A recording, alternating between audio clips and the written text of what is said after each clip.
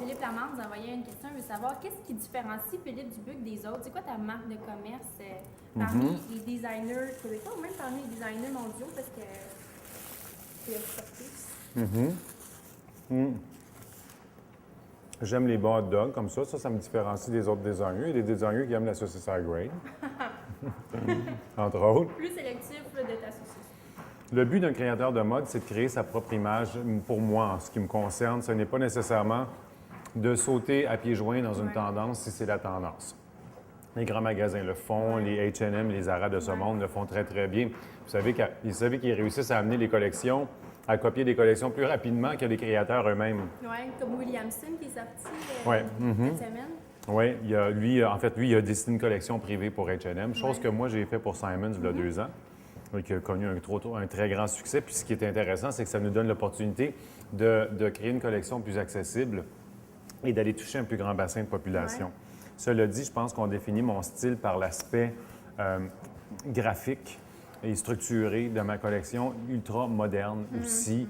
On n'est pas dans la symétrie, on n'est pas dans la souplesse totale, on est plutôt dans un côté linéaire et graphique. Ça correspond à ma personnalité aussi. Tu habillé en Et Dubuc coloré. aujourd'hui? Oui. Aujourd'hui, je suis habillé, je te dirais, en Dubuc sport. Ouais. Jogging, running et puis genre de polo, sweatshirt. Oui, parce que je suis venu en vélo. Ouais. Mais donc, je crois que ce qui me différencie en partant, ce sont les coloris qui sont neutres, des coloris minéraux, des coloris sombres, une palette de couleurs monochrome Ouais.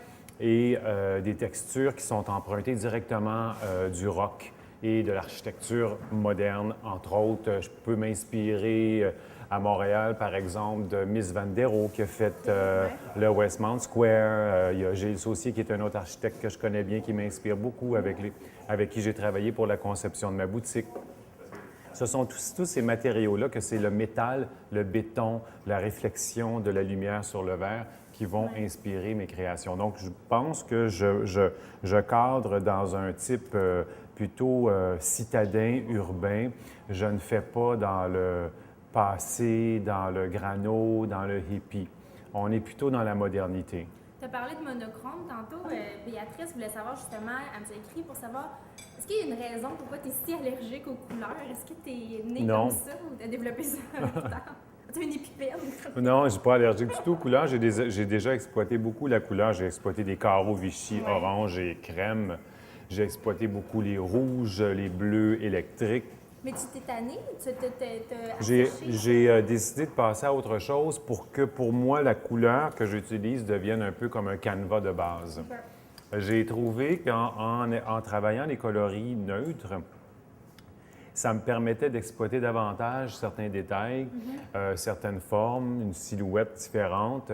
Donc, pour moi, la couleur devient accessoire et la forme prend plus d'importance. Parce que si la couleur, ça ne veut pas dire que je ne retournerai pas à des couleurs plutôt vives. Tout à l'heure, je parlais d'un mélange sportif. Quand on pense au sport, on va penser beaucoup aux couleurs vives.